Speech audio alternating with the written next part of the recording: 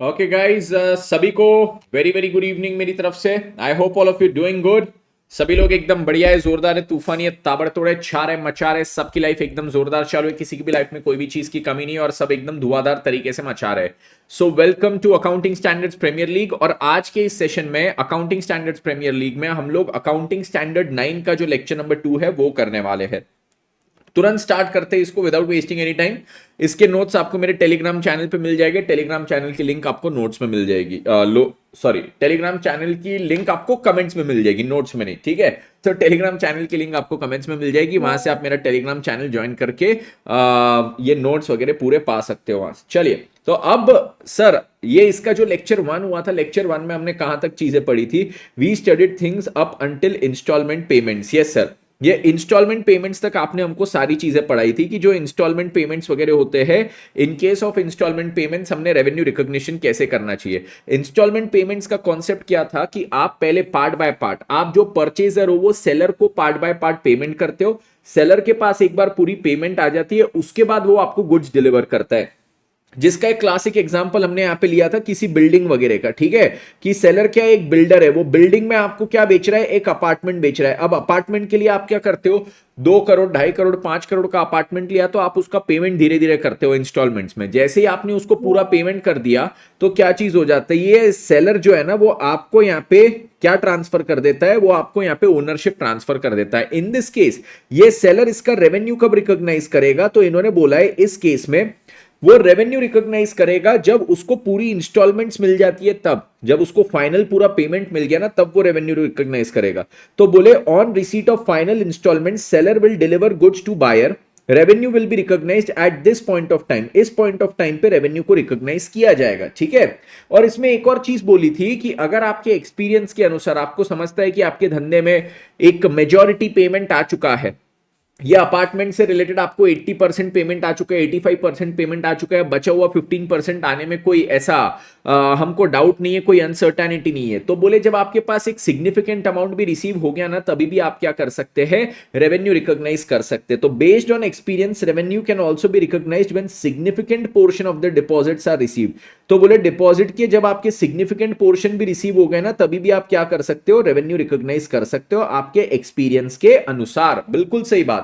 तो based on experience revenue can be recognised when significant portion of the deposits are received. ये हमने last class में पढ़ा था, इसलिए अभी बहुत डिटेल में इसमें जा नहीं रहा हूं।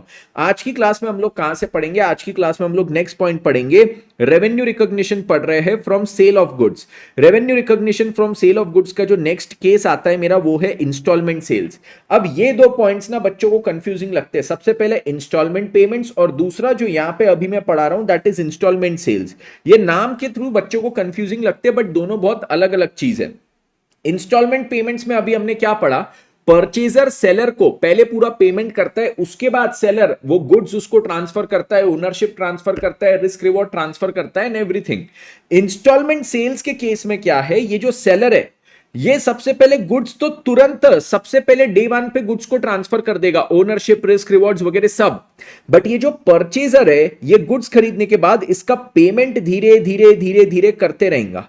तो यहां पे और इंस्टॉलमेंट पेमेंट के केस में क्या फर्क था? इंस्टॉलमेंट पेमेंट के केस में जो परचेजर था वो पहले पेमेंट करते जा रहा था, पूरा पेमेंट एक बार सेलर को मिल गया, उसके बाद वो यहां पे गुड्स उसको डिलीवर कर रहा था। इंस्टॉलमेंट सेल्स के केस में क्या है? सेलर के पास, सर सेलर के पास यहां पे गुड्स आ चुके हैं, सेलर ने यहां पे क्या किया है? गुड्स डिलीवर कर चुके हैं, गुड्स डिलीवर कर चुका है, उसके बाद वो धीरे धीरे करते करते क्या कर रहा है? उसका पेमेंट यहां पे रिसीव कर रहा है। This is the difference between the two. मतलब सपोज आप कोई कार खरीदने जाते हो, तो आपने यहां पे कार खरीद ली, कार खरीदने के बाद आप इसका पेमेंट कर रहे हो इंस्टॉलमेंट्स में। आपने एक बाइक खरीदा, बाइक का पेमेंट आप कर रहे हो इंस्टॉलमेंट्स में। आपने एक मोबाइल खरीदा, तो ये सारे केसेस में देखो सेलर आपको ओनरशिप डे 1 को दे देता है। डे 1 को ओनरशिप आपको दे दिया और उसके बाद क्या है? आप फिर उसको सेलर को पेमेंट धीरे धीरे करते हो। तो सर अब इसमें देखो क्या चीज हो जाता है, सेलर आपसे अगर धीरे धीरे पेमेंट लेते जा रहा है तो सेलर आपसे दो चीजें लेगा। सबसे पहले तो ये जो भी उसने आपको गुड्स बेचा, से फॉर एग्जांपल मोबाइल फोन, तो ये मोबाइल फोन अगर 90,000 में बिकता था तो 90,000 तो आपसे लेगा ही लेगा, उसके ऊपर सम अमाउंट ऑफ इंटरेस्ट भी आपसे लेगा। से फॉर एग्जांपल 10,000, तो टोटल आपसे कितना पैसा यहां पे लेगा? 1 लाख रुपए लेगा। तो अब ये जो सेलर आपसे 1 लाख रुपए ले रहा है, ये 1 लाख रुपए को वो अपनी बुक्स में कैसे रिकॉग्नाइज करेगा? क्योंकि 1 लाख में बेसिकली क्या है, दो कंपोनेंट्स है। 1 लाख में क्या है, दो कंपोनेंट्स है। एक तो सर आज के ये गुड्स का भाव, मतलब अगर आज मैं ये मोबाइल फोन जाके लेके आ जाऊं, ठीक है, तो आज के आज वो मोबाइल फोन मुझे कितने का पड़ेगा? ठीक है, मैंने क्या बोला, आज अगर मैं कोई मोबाइल फोन लेके आ जाऊं तो वो मोबाइल फोन आज के आज मुझे 90,000 का पड़ता है। तो सबसे पहले तो आज का भाव, जिसको हम बोलते हैं कैश प्राइस। तो सेलर आपसे पहली चीज क्या लेगा, वो जो भी गुड्स बेच रहा है गुड्स की कैश प्राइस, और दूसरी चीज आपसे लेगा इंटरेस्ट। तो यहां पे दो चीज की बात हो गई, एक कैश प्राइस और दूसरा इंटरेस्ट। तो सेलर के पास सर यहां पे दो दो चीजें आ रही। क्या क्या चीजें आ रही है? एक आ रहा है सर उसके पास कैश प्राइस, एक आ रहा है सर उसके पास इंटरेस्ट। बिल्कुल सही बात सर। तो ऐसी उसके पास दो चीज आ रही। यस। तो अब वो कैश प्राइस को कैसे रिकॉग्नाइज करे और वो इंटरेस्ट को कैसे रिकॉग्नाइज करे, वो रेवेन्यू कितना रिकॉग्नाइज करे, ये क्वेश्चन अराइज होता है। तो अब यहां पे बोला है कि ये जो कैश प्राइस है, कैश प्राइस को तो आप इमीडिएटली रेवेन्यू रिकॉग्नाइज कर दो। जिस मोमेंट आपने गुड्स को सेल किया ना, उसी मोमेंट आप कैश प्राइस को तो रेवेन्यू रिकॉग्नाइज कर दो। और इंटरेस्ट के लिए क्या बोला है? इंटरेस्ट के लिए यहां पे बोलते हैं कि interest will be recognised as revenue in proportion to the amount due. आपका जो अमाउंट आउटस्टैंडिंग है, वो अमाउंट आउटस्टैंडिंग आपको पता है, अमाउंट आउटस्टैंडिंग पर ही तो इंटरेस्ट आप कैलकुलेट करते हो। तो बोले in proportion to the unpaid amount due, उसी प्रपोर्शन में आप इंटरेस्ट को यहां पे क्या करोगे, रिकॉग्नाइज करोगे रेवेन्यू। तो यहां पे रेवेन्यू रिकॉग्निशन के दो फंड है। एक तो ये जो गुड्स का कैश प्राइस है, वो कैश प्राइस को कब रिकॉग्नाइज करना, तुरंत के तुरंत, आज के आज। आज के आज ये फोन बेचा और उसके बदले अगर आज के आज पूरा पेमेंट मिलता, 90,000 रुपए मिलते, उसको बोलते हैं कैश प्राइस, जो आज का भाव। उसके ऊपर आप डिलेड पेमेंट कर रहे हैं तो आपको 10,000 रुपए का इंटरेस्ट लगाया। तो यहां पे क्या बोला, जो कैश प्राइस का कंपोनेंट है आज के आज रिकॉग्नाइज करोगे, कैश प्राइस छोड़ के जो इंटरेस्ट का कंपोनेंट है उसको over a period of time in proportion to the unpaid amount due वैसे रिकॉग्नाइज करोगे। कौन? सेलर की बात कर रहे हैं, ठीक है।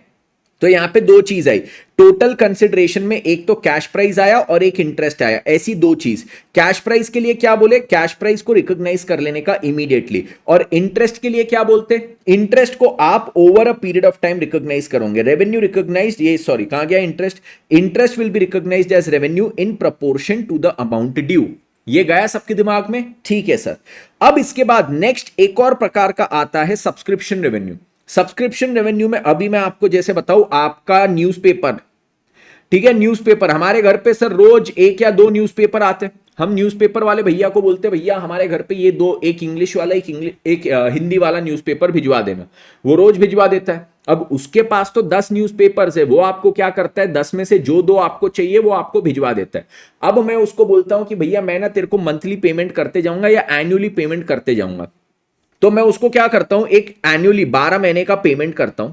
12 महीने का पेमेंट करता हूं, जिसमें वो 12 महीने मुझे क्या करते रहता है, 12 महीने वो मुझे यहां पे न्यूज़पेपर पहुंचाते रहता है पूरे 12 मंथ्स के लिए।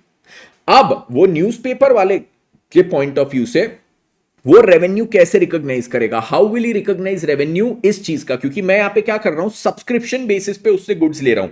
वो क्या कर रहा है, सब्सक्रिप्शन बेसिस पे गुड्स सेल कर रहा है।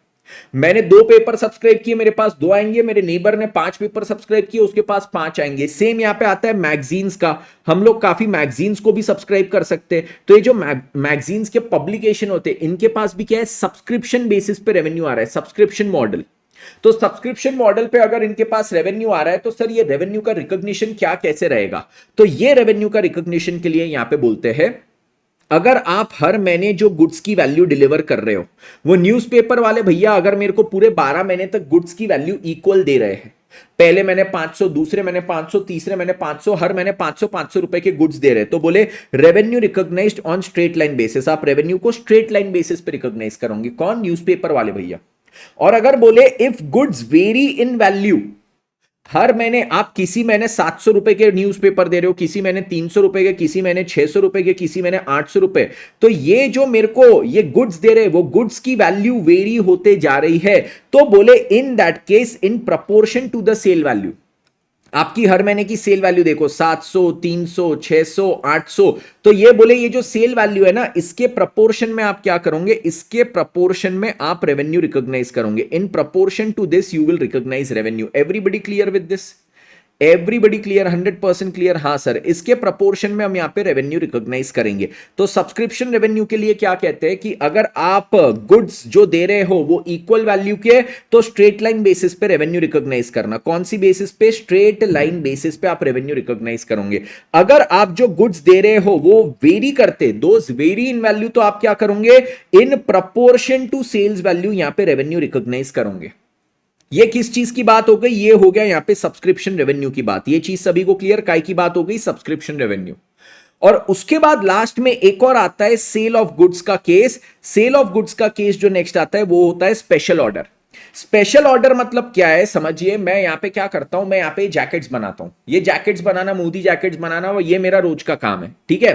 अब मेरे को स्पेशल ऑर्डर आया अल्टीमेट सीए से कि हमारे लोगों के साथ आप क्या कीजिए, लोगों के साथ प्रिंट करके जैकेट बना दीजिए, ठीक है। मैं ऐसे नॉर्मल वाले जैकेट्स ब्लू कलर के तो बनाते ही रहता हूं। ऐसे मैं दिन के 500 जैकेट बना के मार्केट में हर जगह सप्लाई करता हूं। बट एक स्पेशल ऑर्डर आया जिसमें बोला ये लोगों के साथ हमको चाहिए, so this is called a special order. अब मेरे पॉइंट ऑफ व्यू से मैं इस पे रेवेन्यू कब रिकॉग्नाइज करूं? When will I recognise revenue? Tell me that. तो आप सर रेवेन्यू इसका रिकॉग्नाइज करोगे। देखो, अब मेरे पास से अगर ऑर्डर आया अल्टीमेट सीए से, तो अल्टीमेट सीए को सबसे पहले मैं बोलूंगा भैया एडवांस पेमेंट दे। क्योंकि अगर उसने एडवांस पेमेंट नहीं दिया और मैंने उसका लोगो छाप दिया और बाद में वो फिर मेरे को पेमेंट ही नहीं देता, तो भैया मेरा तो नुकसान हो जाएगा, ठीक है। या फिर बाद में वो ये जैकेट लेने से मना कर देता है तो मेरा तो नुकसान हो जाएगा। तो मैं बोलूंगा भैया एडवांस पेमेंट दे। अब मेरे पास एडवांस पेमेंट आ गया। एडवांस पेमेंट आने के बाद क्या है, मैं उसका जैकेट बनाना अल्टीमेट सीए का चालू करता हूं। यहां पे मैन्युफैक्चरिंग मैंने चालू की, मैन्युफैक्चरिंग के बाद उसका पैकिंग किया, पैकिंग करने के बाद यहां पे वो हुआ है रेडी फॉर सेल। यहां पे क्या हुआ? Ready for sale.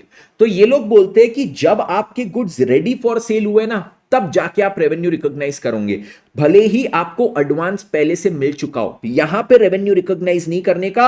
ये मैन्युफैक्चर हो गया, पैक हो गया, रेडी फॉर सेल जब है तब आप उसका रेवेन्यू रिकॉग्नाइज करोगे। तो देखो क्या बोला है, recognise revenue when goods are manufacture, identified and ready for delivery. Delivery के लिए वो तैयार हो गया तब जाके रेवेन्यू रिकॉग्नाइज करना। सर पर उसके 2 महीने पहले से एडवांस आ चुका था, तो एडवांस आ गया तो रेवेन्यू रिकॉग्नाइज नहीं करना। सर पर एडवांस आ गया, पैसा आ गया, उसकी जर्नल एंट्री तो करेंगे। बेटा जर्नल एंट्री करना, उसमें किसने मना किया है?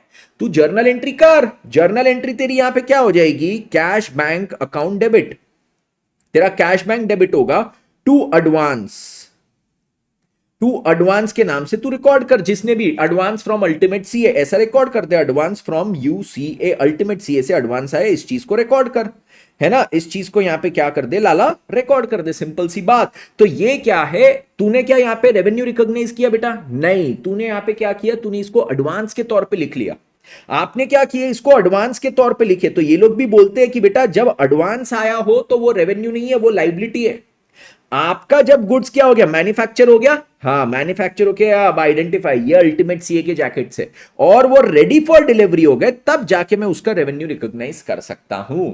और यहां पे हमारे होते हैं सेल ऑफ गुड्स के सारे केसेस खत्म। कौन से केसेस पड़े? सबसे पहले bill and hold sales.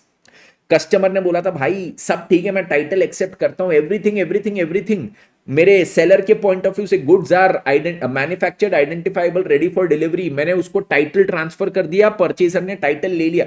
Purchaser ने रिक्वेस्ट की भाई डिलीवरी थोड़ा डिले कर दे, तो डिलीवरी के लिए वेट करने की जरूरत नहीं है, रेवेन्यू अभी के अभी रिकॉग्नाइज कर सकते हैं, ठीक है। ये पहली चीज थी। फिर हमने इंस्टॉलेशन वाला पढ़ा था। इंस्टॉलेशन सिंपल है, तो आप रेवेन्यू जैसे ही सेल हुआ रिकॉग्नाइज कर दो। इंस्टॉलेशन कॉम्प्लेक्स है तो भैया थोड़ा रुक जाओ। इंस्टॉलेशन कॉम्प्लेक्स है ना भैया, तो यहां पे थोड़ा सा रुक जाओ। आप रेवेन्यू कब रिकॉग्नाइज करोगे? Recognise revenue only when installation is done and inspection is complete. Inspection complete होने के बाद।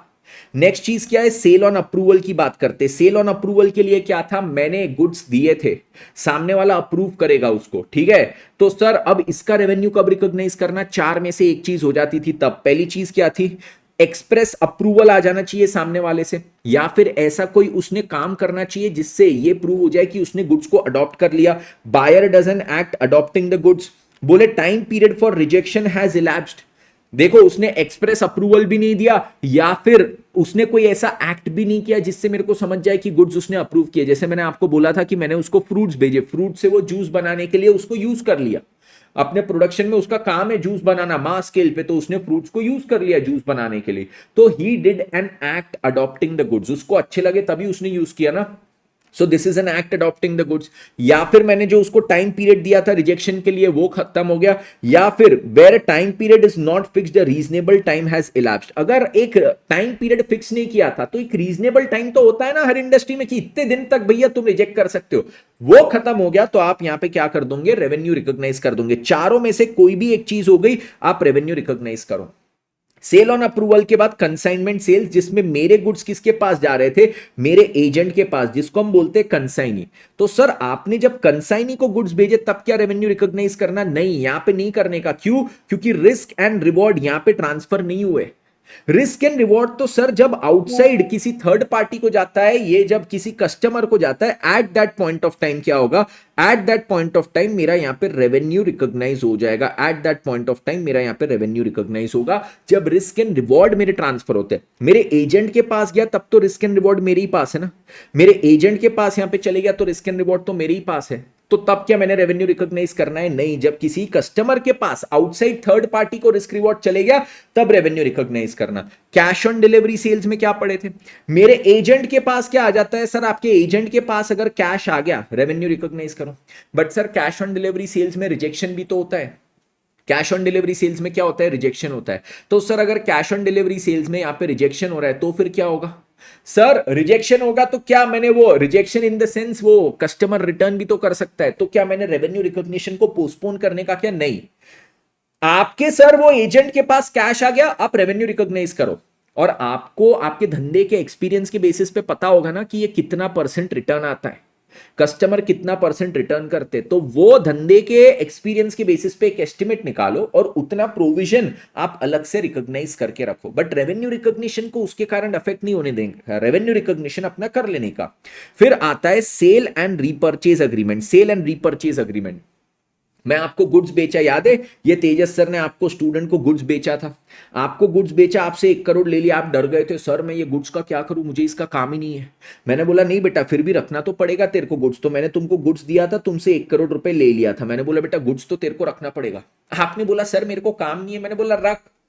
फिर 6 महीने हुए, 6 महीने बाद आपका कॉल आया, सर मैं क्या करूं इस गुड्स का, मैंने बोला चल मैं वापस ले रहा हूं। मैंने रीपर्चेज किया, आपको 1 करोड़ जो आपसे लिया था वो दिया, प्लस ऊपर के 5 लाख। आपने बोला हाँ sir thank you sir 5 lakh रुपए एक्स्ट्रा देने के लिए। मैंने बोला बेटा थैंक यू क्या, मैंने ना ये गुड्स जब तेरे को दिया था मेरे को इफेक्टिवली लोन चाहिए था, मैंने तेरे को लोन रीपे किया तो इंटरेस्ट दिया। अच्छा तो यहां पे मैं जब आपसे लोन ले रहा था मैं उसको सेल के तौर पे दिखा रहा था, और जब लोन रीपे कर रहा था तो रीपर्चेज के तौर पे दिखा रहा था। सेल एंड रीपर्चेज इस प्रकार से मैं यहां पे दिखा रहा था, है ना। तो ये लोग बोलते हैं कि बेटा ये जो सेल एंड रीपर्चेज है इसमें आप रेवेन्यू रिकॉग्नाइज नहीं करोगे, ये क्या है, this is a finance agreement. Finance agreement का रेवेन्यू रिकॉग्निशन नहीं होगा बेटा, यहां पे रेवेन्यू रिकॉग्निशन नहीं करने का, ये चीज सभी को क्लियर है, हाँ सर।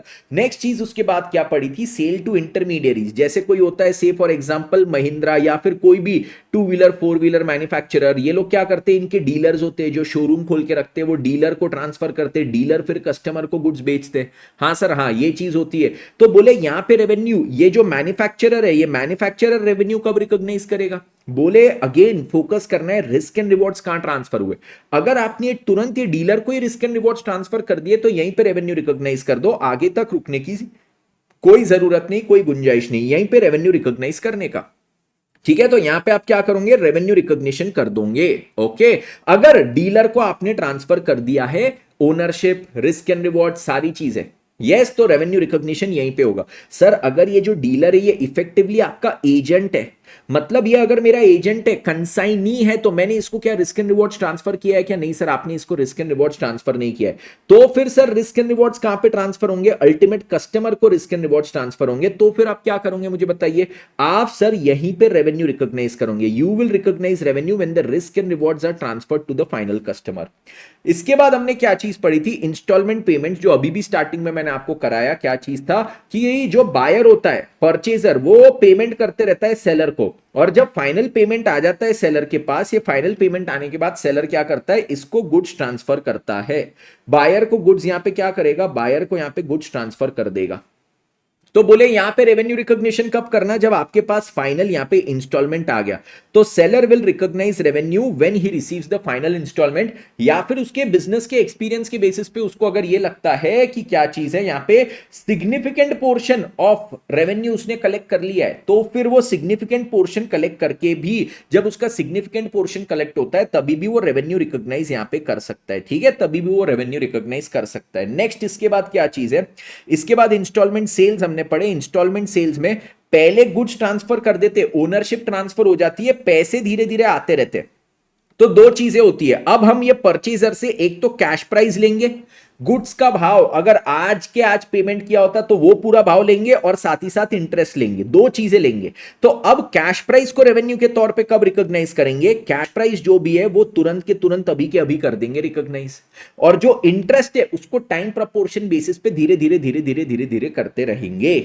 सब्सक्रिप्शन रेवेन्यू में दो चीज बोली थी कि जो सब्सक्रिप्शन रेवेन्यू का सेलर है, अगर वो हर महीने इक्वल वैल्यू ऑफ गुड्स बेच रहा है तो स्ट्रेट लाइन बेसिस पे वो कर लेगा, उसको साल भर के 12,000 रुपए आए तो 12,000 में से हर महीने 1,000 करके वो क्या करेगा, रेवेन्यू रिकॉग्नाइज करेगा। Every month he will recognise a revenue of 1,000 1,000 1,000 1,000 and so on. अगर सर उसके पास क्या है, उसको वो जो यहाँ पे गुड्स सेल करता है हर महीने वैल्यू वेरी होती है 700 500 300 800, तो बोले in proportion to the sales value करेगा।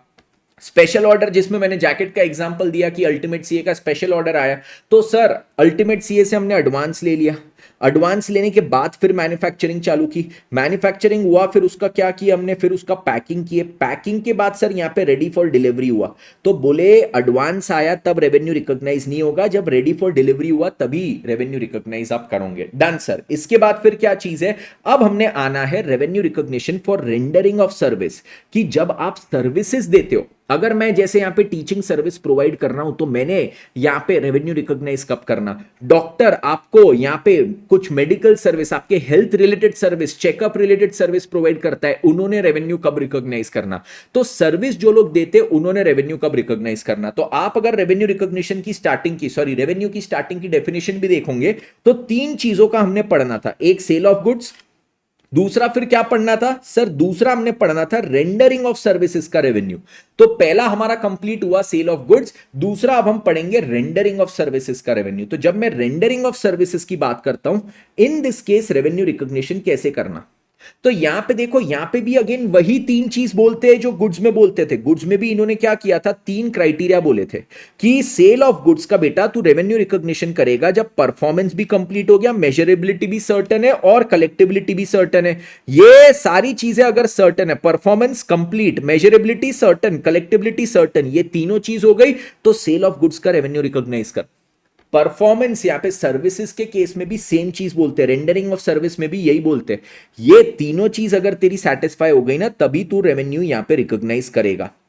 तो हम ना अभी इसमें सबसे पहले पॉइंट 2 और पॉइंट 3 पढ़ लेते कि मेजरेबिलिटी क्या होना चाहिए, आपने जो सर्विस दी उसका कंसिडरेशन सर्टेन होना चाहिए, उसकी कलेक्टेबिलिटी भी क्या होनी चाहिए, उसकी कलेक्टेबिलिटी भी यहां पे सर्टेन होना चाहिए। ठीक है, तो यहां पे मैंने क्या किया है, यहां पे जो तीन क्राइटेरिया है उसमें पहले दो चीज तो सेम टू सेम ऊपर वाली बोली है सेल ऑफ गुड्स की। कौन सी दो चीज, मेजरेबिलिटी एंड कलेक्टेबिलिटी। क्या बोला है इसमें, बोले मेजरेबिलिटी ऑफ कंसिडरेशन सर्टेन होना चाहिए, इसमें अनसर्टेनिटी नहीं चाहिए, कलेक्टेबिलिटी ऑफ कंसिडरेशन सर्टेन होना चाहिए, इसमें अनसर्टेनिटी नहीं होनी चाहिए। अगर ये दोनों चीज हमारी यहां पे सर्टेन है ना बेटा, रेवेन्यू रिकॉग्नाइज कर लो। पहली चीज भी साथ में होनी चाहिए, पहली चीज परफॉर्मेंस। अब देखो परफॉर्मेंस के रिगार्डिंग क्या बोलते हैं, तो परफॉर्मेंस के रिगार्डिंग ये लोग बोलते हैं यहां पे कि देखो सर्विस के केस में ना परफॉर्मेंस आपके दो प्रकार के होते हैं, एक जो तुरंत के तुरंत आपका कंप्लीट हो, दूसरा जो प्रपोर्शनेट बेसिस पे आप कंप्लीट करो। पहला क्या, जो तुरंत के तुरंत कंप्लीट हो, दूसरा जो प्रपोर्शनेट बेसिस पे आप कंप्लीट करो। मतलब मेरी टीचिंग सर्विस प्रपोर्शनेट बेसिस पे 3 महीने 4 महीने की बैच होती है, प्रपोर्शनेट बेसिस पे 2 महीने हो सकता है। अब जैसे बीच में मैंने अगर फरवरी में बैच चालू की तो बीच में क्या आ जाता है, बीच में आ जाता है 31 मार्च, तो 31 मार्च आ गया तो ये फरवरी और मार्च, ये 2 महीने देखो पहले आए, फिर अप्रैल और मई 2 महीने मेरे बाद में आए। अब मैंने क्या किया, आपसे फीस ली है 4 महीने की बैच की, तो मैंने जो 4 महीने के बैच की आपकी फीस ली है, फीस के अगेंस्ट में मैं जो सर्विस दे रहा हूं उसको प्रपोर्शनेटली आधी इस साल खत्म कर रहा हूं, आधी अगले साल खत्म कर रहा हूं। ये हो गया प्रपोर्शनेट कंप्लीशन, कि ये प्रपोर्शन में कंप्लीट होता है। आप डॉक्टर के पास जाते हो चेकअप करवाने, डॉक्टर के पास चेकअप करवाने जाते हो, 10 मिनट में आपका चेकअप करके आपको बाहर कर देता है। ये हो गया ऐसी सर्विस जो एक झटके में क्या हो जाती है, एक झटके में ये सर्विस आपकी कंप्लीट हो जाती है, मतलब तुरंत फास्ट हो जाती है। तो इसको बोलते हैं हम कंप्लीटेड सर्विस मेथड। तो आपका जो यहां पे सर्विस है, सर्विस का परफॉर्मेंस ना हम दो हिस्सों में डिवाइड करते हैं, एक होता है कंप्लीटेड सर्विस मेथड, एक होता है प्रपोर्शनेट कंप्लीशन मेथड। ठीक है, अब जो कंप्लीटेड सर्विस मेथड होती है, इसमें तो बेटा आपका परफॉर्मेंस तुरंत के तुरंत कंप्लीट होता है ना। यस, तो आप क्या करोगे, परफॉर्मेंस जब कंप्लीट हुआ, आपने सर्विस दे दी, परफॉर्मेंस कंप्लीट हो गया, आप 100% रेवेन्यू रिकॉग्नाइज कर लो। सर्विस यहां पे is completed as a single act. तो आप क्या करोगे, रेवेन्यू रिकॉग्नाइज करोगे when the service is completed and there is no uncertainty regarding measurability and collectability. तो मेजरेबिलिटी और कलेक्टेबिलिटी तो मैंने पहले ही बोला, दोनों सर्टेन होनी चाहिए। तो यहां पे कंप्लीटेड सर्विस में परफॉर्मेंस का क्या बोले, परफॉर्मेंस का क्या बोले, आपका ये जो परफॉर्मेंस है, ये परफॉर्मेंस भी आपका क्या होना चाहिए, कंप्लीट जब होता है, परफॉर्मेंस जब कंप्लीट होता है तो 100% रेवेन्यू आप रिकॉग्नाइज करोगे, प्रोवाइडेड ये दोनों चीज आपकी सर्टन रहे, प्रोवाइडेड ये दोनों चीज आपकी क्या रहे, सर्टन। अब सर आपका जैसे टीचिंग सर्विस है, अब मेरा तो देखो, मेरी तो 4 महीने की बैच हो गई मैक्सिमम। साइंस वगैरह के फील्ड में क्या होता है, वो 11th 12th जेडब्ल्यू की तैयारी करते तो वो 2 साल वो फीस लेते, उसकी 3 लाख रुपए, 2 लाख रुपए, 5 लाख रुपए, ऐसा कुछ कुछ लेते रहते। यस सर, तो वो अलग अलग अमाउंट की फीस लेते, 5 लाख रुपए लिया, बट उसमें 2.5 साल की पढ़ाई है। तो अब 5 लाख रुपए आए, तो इसमें से रेवेन्यू कैसे रिकॉग्नाइज करना, तो इन्होंने बोला बेटा ये तो सर्विस जो है ना प्रोपोर्शनेट बेसिस पे कंप्लीट हो रही है, तो ये 5 लाख रुपए में से ये साइंस वाले टीचर्स ये लोग अपना रेवेन्यू कैसे रिकॉग्नाइज करेंगे, तो बोले हर साल आपने देखना ईयर 1 में, ईयर 2 में, ईयर 3 में, ईयर 1 में कितना प्रपोर्शन सर्विस कंप्लीट हुआ, तो 11th में पढ़ाई कम करवाते हैं थोड़ी, तो ये 20/100 आपका कंप्लीट हुआ, 20%। ईयर 2 में मेजॉरिटी आपका कंप्लीट हुआ, तो यहां पे 90/100 कंप्लीट हो गया, और फिर यहां के लिए केवल 10/100 आपका बचा था ईयर 3 के लिए। तो आप इस प्रपोर्शन में क्या कर रहे हो, परफॉर्मेंस दे रहे हो, आपका परफॉर्मेंस 20 90 10 इस रेशियो में जा रहा है, तो बोले रेवेन्यू को भी आप रिकॉग्नाइज उसी रेशियो में करोगे, revenue should be recognised in proportion to completion. आपका जितना परसेंट कंप्लीट हुआ है उतना परसेंट, उतना उसी प्रपोर्शन में आप क्या करोगे, रेवेन्यू को यहां पे रिकॉग्नाइज करोगे। ये चीज सभी को क्लियर, और वहां पे no uncertainty should exist as to measurability and collectability, measurability and collectability का नो अनसर्टेनिटी रहना चाहिए। तो यहां पे आपने 5 लाख रुपए लिए, तो क्या 5 लाख को पूरा एक ही साथ रेवेन्यू रिकॉग्नाइज करोगे, नहीं, ईयर 1 में 20% सर्विस दे रहे हो, तो 1 लाख रुपए आप यहां पे रिकॉग्नाइज करोगे इन प्रपोर्शन टू कंप्लीशन। तो 1 लाख रिकॉग्नाइज करोगे प्रोवाइडेड मेजरेबिलिटी एंड कलेक्टेबिलिटी दोनों सर्टेन है। यहां पे आपका सर अब 90% हो गया था, तो देखो 90% कंप्लीट हो गया, तो 20% तो ईयर 1 में हो गया था, तो यहां पे अब कितना बचेगा, 20% हटा दिया तो बचेगा 70%। तो 70% कितना हो गया सर, 3.5 लाख यहां पे रिकॉग्नाइज होगा एज रेवेन्यू।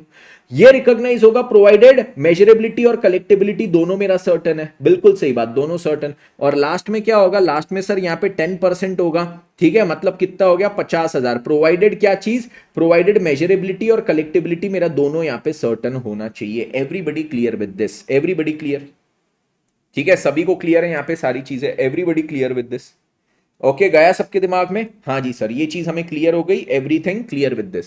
तो सर्विस का सिंपल था, सर्विस में आपको बस यही 3 चीज देखना है, परफॉर्मेंस, मेजरेबिलिटी, कलेक्टेबिलिटी।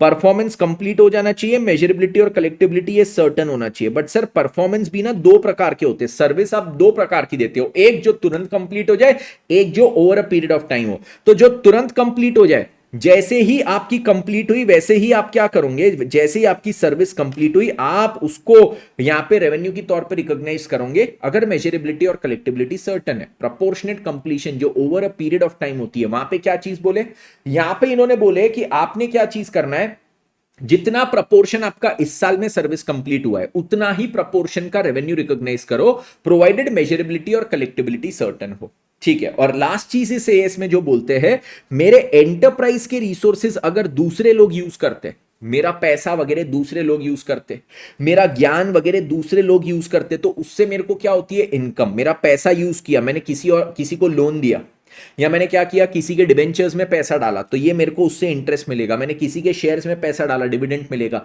मैंने अपनी बुक किसी और को यूज करने दी मेरे को रॉयल्टी मिलेगा। तो अब सर मेरे एंटरप्राइज के रिसोर्सेज अगर कोई और यूज करता है और उससे मेरे को इनकम अराइज होती है तो वो रेवेन्यू कैसे रिकॉग्नाइज करना, इंटरेस्ट के लिए बोलते हैं time proportion basis, very simple, इसमें कोई बड़ी बात ही नहीं है। इंटरेस्ट के लिए बोले कि बेटा जितना इन प्रपोर्शन टू टाइम, जितना टाइम हुआ है ना उसके प्रपोर्शन में इंटरेस्ट रिकॉग्नाइज करो। इस साल सर आपने डिबेंचर्स में इन्वेस्ट किया है 10 महीने के लिए, आपने अप्रैल मई छोड़ दो, जून 1 जून को इन्वेस्ट किया था, अप्रैल में छोड़ दिया, 1 जून को अगर मैंने यहां पे इन्वेस्ट किया है तो क्या चीज हो जाएगा मुझे बताइए। 1 जून को सर अगर आप यहां पे इन्वेस्ट कर रहे हो तो 10 महीने के लिए इन्वेस्ट किया, इंटरेस्ट को आप 10 मंथ्स के लिए यहां पे रिकॉग्नाइज करोगे। रॉयल्टी इनकम की अगर मैं यहां पे बात करूं, रॉयल्टी इनकम क्या है सर, आपकी बुक अगर कोई यूज कर रहा है, आपने किसी पब्लिकेशन को दिया कि भैया ये मेरी बुक है आप छाप सकते हो, तो ये जो रॉयल्टी इनकम है ना भैया, ये जो मेरा रॉयल्टी इनकम है, तो रॉयल्टी इनकम के लिए क्या चीज है, जितना अक्रू हुआ, अब उन्होंने मेरी रॉयल्टी का हमारा कैसा सिस्टम है, मैंने उनके साथ ये साइन किया है कि जितनी मेरी बुक्स बिकेगी उसका 20% मेरे को आएगा। तो ये क्या है, अक्रूअल बेसिस पे सिंपल होगा, जितनी बुक्स बिकी उसके बेसिस पे मेरे को यहां पे क्या होगा, अक्रू होगा रेवेन्यू, अक्रूअल बेसिस। डिविडेंड के लिए क्या बोलते हैं, डिविडेंड के लिए अब डिविडेंड दो प्रकार के होते हैं, एक होता है सर मेरा इंटरिम डिविडेंड और एक होता है फाइनल डिविडेंड।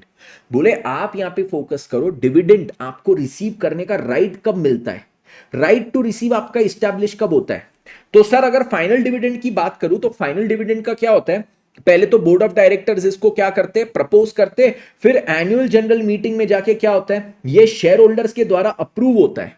जब शेयर होल्डर्स के द्वारा अप्रूव हुआ तब मेरे को रिसीव करने का राइट मिला, तब तक क्या बीइंग अ शेयर होल्डर मेरे को राइट था कि डिविडेंड लेने का, नहीं। तो राइट टू रिसीव इस्टेब्लिश कब होता है वो देखो, तो मेरा ये जो फाइनल डिविडेंड है उसका राइट टू रिसीव मेरा इस्टेब्लिश होता है when it is approved in the general meeting. तो जैसे ही अप्रूव हुआ मैं डिविडेंड का इनकम अपनी बुक्स में रिकॉग्नाइज कर सकता हूं। फाइनल डिविडेंड की बात कर रहा हूं। इंटरिम की अगर मैं बात करूं तो इंटरिम में क्या चीज है, बोले right to receive is established when it is actually received, when it is actually received. तो यहां पे बोले राइट टू रिसीव कब होगा, बोले जब एक्चुअली रिसीव। सर यहां पे एक्चुअली रिसीव क्यों बोला है, आपका इंटरिम डिविडेंड क्या शेयर होल्डर्स के अप्रूवल के लिए वेट होता है क्या, नहीं, कंपनी वो ऐसी ही दे देती है, बोर्ड ऑफ डायरेक्टर्स उसको प्रपोज करते हैं और दे देते हैं। तो यहां पे मैं कब बोलूं कि मेरा राइट टू रिसीव एस्टैब्लिश हुआ है, बोले जब आपके बैंक के खाते में एक्चुअली आया ना, बैंक में जब एक्चुअली आया तभी मानना कि आपका राइट टू रिसीव एस्टैब्लिश हुआ था, उसके पहले नहीं। तो जब आपको एक्चुअली रिसीव हुआ इंटरिम डिविडेंड तब आप उसको रिकॉग्नाइज करोगे as revenue, at that point you will recognise it as revenue. तो ये हो गई मेरी डिविडेंड इनकम की बात की, इंटरिम डिविडेंड हो गया, फाइनल डिविडेंड। इंटरिम डिविडेंड को कब रिकॉग्नाइज करना, when it is actually received. Final dividend का क्या है, जब वो सर अप्रूव हुआ by shareholders in the general meeting. अब देखो क्या है, अब इसमें एक और इंटरेस्टिंग पॉइंट आ जाता है, ठीक है। यहां पे बोलते हैं कि से फॉर एग्जांपल मेरे को इंटरेस्ट इनकम, मैंने यूएस में किसी कंपनी में, नहीं यूएस छोड़ो, मैंने ईरान के किसी कंपनी में इन्वेस्ट किया था, या फिर मैंने चाइना की किसी कंपनी में इन्वेस्ट किया था, उनको पैसे दिए थे लोन पे, उनके डिबेंचर्स में इन्वेस्ट किया था, या फिर उनके शेयर्स में इन्वेस्ट किया था, मेरे को वहां से डिविडेंड आने वाला है इंडिया के बाहर से, फॉरेन करेंसी में। अब समझो वो जिस कंट्री से आने वाला है वहां पे क्या चीज हो गया, वहां पे इंडिया की अब बन नहीं रही, इंडिया और उनके बीच में एकदम तनाव भरा माहौल हो गया है। इंडिया ने बोला वहां से कुछ कोई ट्रेड नहीं होगा, कोई पैसे यहाँ के वहां नहीं जाएंगे, वहां के पैसे यहाँ नहीं आएंगे, मतलब इंडिया ने फॉरेन एक्सचेंज रोक दिया है। तो अब वहां से वो कंपनी ने डिविडेंड डिक्लेयर कर दिया सर, उनका फाइनल डिविडेंड डिक्लेयर हो गया, शेयर होल्डर्स ने अप्रूव कर दिया, सब हो गया। बट वो जब डिविडेंड यहाँ इंडिया में आने वाला होगा तो आरबीआई क्या करेगा, रिस्ट्रिक्ट कर देगा मेरे खाते में आने से, क्योंकि उसमें क्या होगा, फॉरेन एक्सचेंज इन्वॉल्व होगा। वो लोग अपने कंट्री की करेंसी में क्या करेंगे, डिविडेंड देंगे, फिर उसको यहां पे रुपीज में कन्वर्ट करना पड़ेगा, तब जाके मेरे को वो मिलेगा। तो यहां पे आरबीआई क्या करेगा, इंपोज कर देगा restriction on the repatriation of currency. इसको बोलते हैं क्या चीज, आरबीआई रेस्ट्रिक्शन डालेगा on the repatriation of currency. तो सर इससे क्या हो जाएगा, आरबीआई अगर वो इनकम आने ही नहीं दे रहा है तो कलेक्टिबिलिटी अनसर्टन हो गई कि नहीं। अरे हाँ, वो जो थर्ड पॉइंट है हमारा रेवेन्यू रिकॉग्निशन का, कलेक्टिबिलिटी, वो अनसर्टन नहीं होना चाहिए, यहां पे कलेक्टिबिलिटी अनसर्टन हो गई। तो बोले अगर आपका कलेक्टिबिलिटी अनसर्टन हो गया तो आप ऐसा रेवेन्यू रिकॉग्नाइज नहीं करोगे। पढ़ो ये point, interest income receivable from a foreign country, foreign country से इंटरेस्ट इनकम मिलने वाला था, आरबीआई ने उस पर रेस्ट्रिक्शन लगा दिए। RBI imposes repatriation restrictions from that country. We will not recognise revenue until there is uncertainty as to its ultimate collection. हम लोग रेवेन्यू तब तक रिकॉग्नाइज नहीं करेंगे जब तक हमको सर्टेनिटी नहीं मिल जाती कि भाई ये इनकम मेरे को मिलेगी, कलेक्ट कर पाऊंगा मैं। सर कैसे मिलेगी आपको सर्टेनिटी? तनाव दूर हो गए, दोनों कंपनी ने बात कर ली, रिजॉल्व कर लिया, इंडियन गवर्नमेंट ने बोला चालू करो ट्रेड करना, वहां पे ट्रेड करना, रिपैट्रिएशन, फॉरेन एक्सचेंज चालू। तो चालू हुआ तब जाके अब मेरे को यहां पे सर्टेनिटी आएगी कि अब वो पैसा मेरे को मिलेगा, तब जाके मैं रेवेन्यू रिकॉग्नाइज करूंगा, तब तक नहीं करूंगा।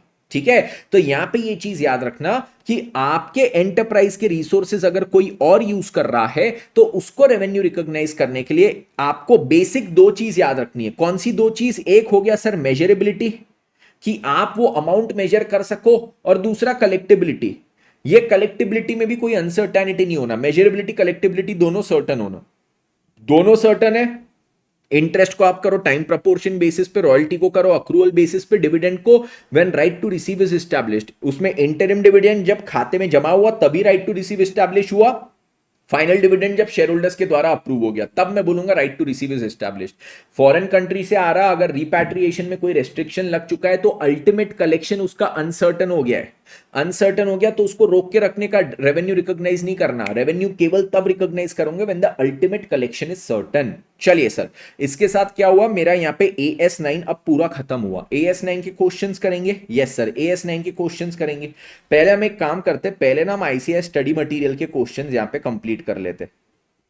बिल्कुल सर, तो पहले मैं जाता हूं हमारे ICAI स्टडी मटेरियल पे।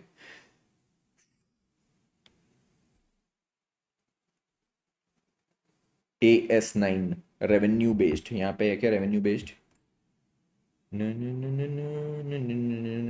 कहाँ गया? होम, होम पे आएंगे, बोर्ड ऑफ स्टडीज़ का home, study material, new scheme, intermediate English, advanced accounting module 2। देखो इसमें रेवेन्यू बेस्ड अकाउंटिंग स्टैंडर्ड्स ये रहे AS9।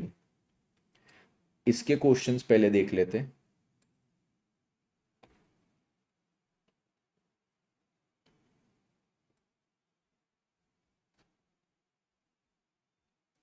Illustration number 1, Zigato, Zomato का इन्होंने कर दिया Zigato.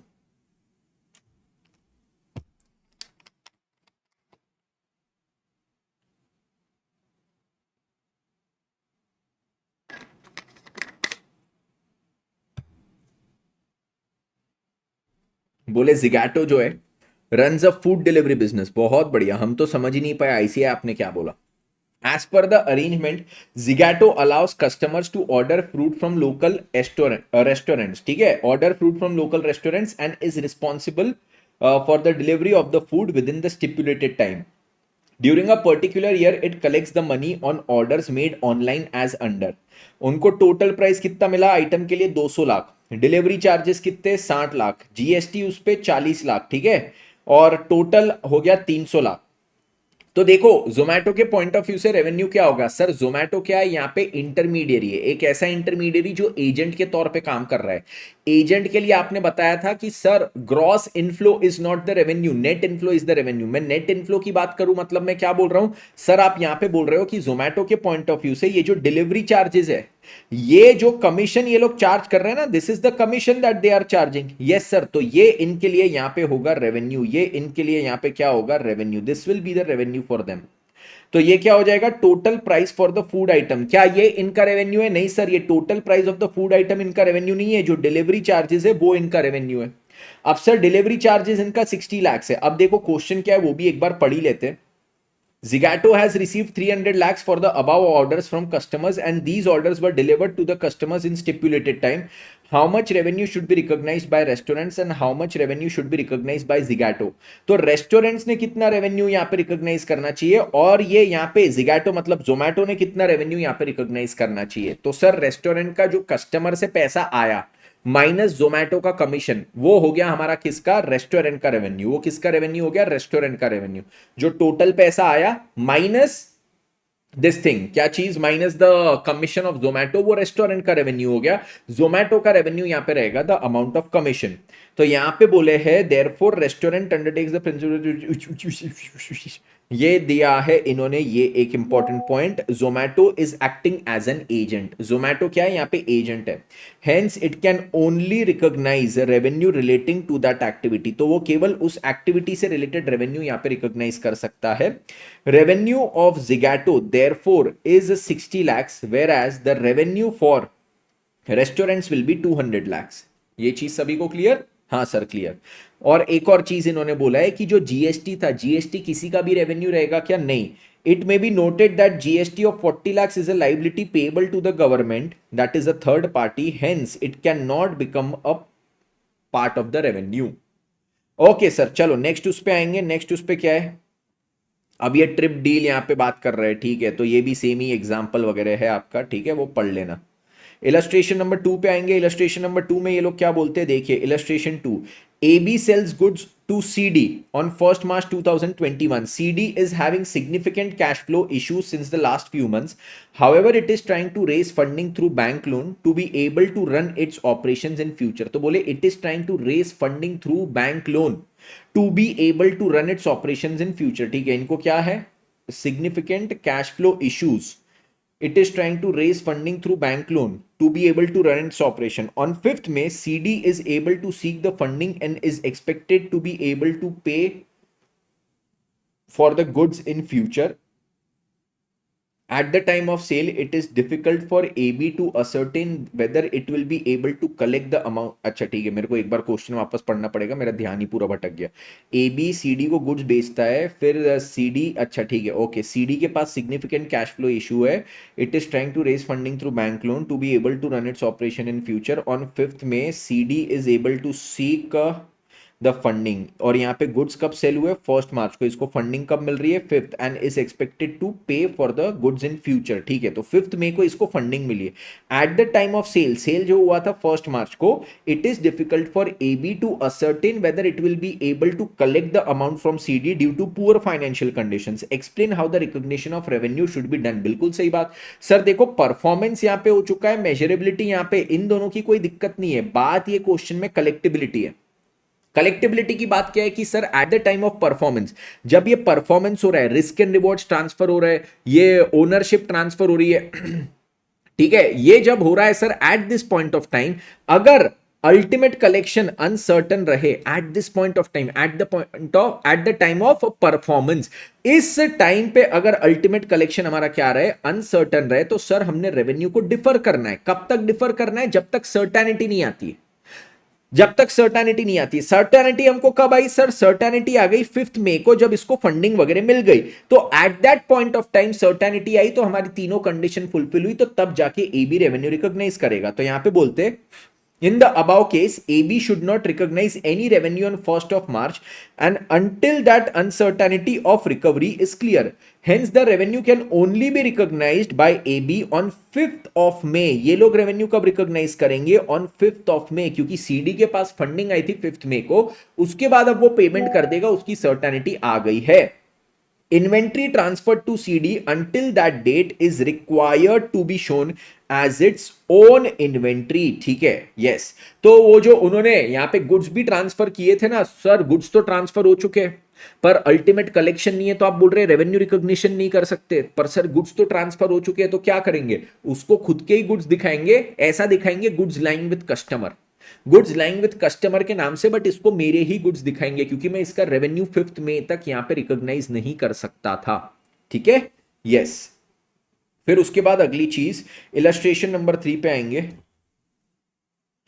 AB sells goods to CD, वापस ABCD की बात आ गई, 1st जनवरी 2021 for 2 lakhs। After the sale was made, sale में होने के बाद CD is having significant cash flow issues। कब, after the sale was made। It is trying to raise funding through bank loan to be able to run its operations in future, however it is unable to do so and has gone under liquidation on 15th of March 2021। At the time of sale, there was no reason for AB to believe that it will not be able to collect the amount from CD in future। Sir sale के time पे collectability certain था, revenue recognise हो जाएगा। ठीक है, yes तो क्यों? Performance complete हो चुका था, risk and rewards of ownership transfer हो चुके थे, property in goods was transfer, so performance was complete. Measurability sir 2 lakh का है, कोई दिक्कत नहीं था, कलेक्टेबिलिटी भी सर्टन था, तो यहां पे 1 जनवरी को ही रेवेन्यू रिकॉग्नाइज हो जाएगा। सर उसके बाद सब्सिक्वेंटली अनसर्टेनिटी आई तो आपको प्रोविजन रिकॉग्नाइज करना है, सब्सिक्वेंटली अनसर्टेनिटी आई तो आपको प्रोविजन रिकॉग्नाइज करना पड़ेगा, ठीक है। बट रेवेन्यू आप पहले ही रिकॉग्नाइज कर चुके हो, क्योंकि तब कोई यहां पे क्या नहीं था, तब कोई आपको दिक्कत नहीं थी, अनसर्टेनिटी नहीं थी रिगार्डिंग इट्स कलेक्शन, ठीक है। इलस्ट्रेशन नंबर 4 पे आ जाओ। Illustration number 4, during the year ended 31st March 21 ZX Enterprises has recognized ₹100 lakhs on accrual basis income from dividend। तो 31st March 21 को ये ZX Enterprise ने क्या किया है, रिकॉग्नाइज किया है 100 lakhs on accrual basis income from dividend on units of mutual funds held by it। The dividend on mutual funds were declared on 15th of June 2021। The dividend was proposed on 10th April 2021। Whether the above treatment is as per the relevant accounting standard। Dividend declare कब हुआ है? Declared on 15th June 2021। ये जब declare हुआ था तब sir right to receive establish हुआ था, राइट टू रिसीव। इन्होंने क्या किया है सर, इन्होंने यहां पे अपना अलग दिमाग लगाया, इन्होंने यहां पे बोले भैया देख मैं तो यहां पे 100 लाख का रेवेन्यू रिकॉग्नाइज करूंगा on accrual basis. Accrual basis पे डिविडेंड को रिकॉग्नाइज करना है क्या सर? इंटरेस्ट को करना रहता है, सॉरी वो रॉयल्टी वगैरह को करना पड़ता है, इंटरेस्ट को टाइम प्रपोर्शन बेसिस पे। डिविडेंड राइट टू रिसीव जब स्टैब्लिश हुआ, राइट टू रिसीव स्टैब्लिश हुआ था 15 जून 2021 को, तो सर 15 जून को इसने रेवेन्यू रिकॉग्नाइज करना चाहिए था। जो इसने यहां पे पागलपन किया है ना, ये गलत है। इसने जो यहां पे 31 मार्च को ये रिकॉग्नाइज कर दिया वो गलत है, ठीक है। तो यहां पे आंसर में देखो, right to receive the payment of dividend gets establish on 15 June 2021। तो यहां पे recognition of 100 lakh on accrual basis for the financial year 2021 not correct as per AS9 revenue recognition. This is not correct as per AS9, ठीक है। गया सबके दिमाग में? हाँ जी सर। इलस्ट्रेशन नंबर 5 पे आएंगे। इलस्ट्रेशन नंबर 5 में क्या है, Y limited use certain resources of X limited. तो देखो use by other of enterprise resources, तो वाई लिमिटेड यूज कर रहा था कुछ रिसोर्सेज एक्स लिमिटेड के। इन रिटर्न एक्स लिमिटेड क्या था, they received 10 lakh rupees and 15 lakh rupees as interest and royalties respectively from Y. तो उनको इंटरेस्ट कितना मिला 10, रॉयल्टी कितना मिला 15 during the year 21-22। okay, you are required to state whether and on what basis these revenues can be recognized। Interest time proportion basis और royalty accrual basis पे recognise करना है, प्रोवाइडेड अल्टीमेट कलेक्शन से regarding और measurability से regarding कोई भी uncertainty ना हो। सिंपल सा क्वेश्चन है, ठीक है, आगे पढ़ने की जरूरत नहीं। एग्जाम्पल्स छोड़ेंगे, इलस्ट्रेशंस पे आएंगे। इलस्ट्रेशन नंबर 6,